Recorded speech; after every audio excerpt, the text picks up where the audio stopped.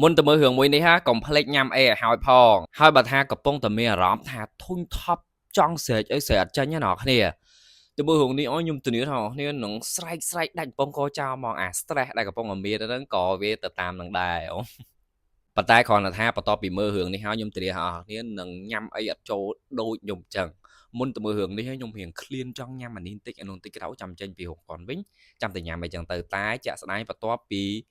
មើលហើយគឺថាខ្ញុំលែងឃ្លានអីបណ្ដោយប្រហែលជា1ម៉ោង2ម៉ោងក្រោយបាទខ្ញុំចាប់ផ្ដើមឃ្លានវិញមូលហេតុដោយសារតែរឿងនេះអ្នកគ្នាវាកឹកខិចខ្លាំងពេកឲ្យលើថាគេធ្វើអំពើគេដាក់អំពើមានច្បាក់នៅក្នុងពោះមានអាទាញបាឡាលុះចេញពីមាត់អីក៏មានដែរអ្នកគ្នានិយាយទៅគឺកឹកខិចខ្លាំងមែនតើហើយអាក្បត់កអីហ្នឹងគឺរៀងស្ដែងដែរសម្រាប់ខ្ញុំបើនិយាយពីសាច់រឿងរបស់គេខ្ញុំគិតថាមិនជាណាស់ណាអីមែនទេប៉ុន្តែអាឈុតឆាកសាច់រឿងដែលគេធ្វើហ្នឹងគឺវាមើលទៅស្ដែងពេកធ្វើឲ្យយើងអ្នកមើលហើយគឺឲ្យនិយាយថាព្រឺឲ្យនិយាយថាខ្ពើមអាកន្លែងហ្នឹងនិយាយថាមិនគួរអញ្ចឹងណារឿងខ្មោចហើយកកិចនេះមួយណាអ្នក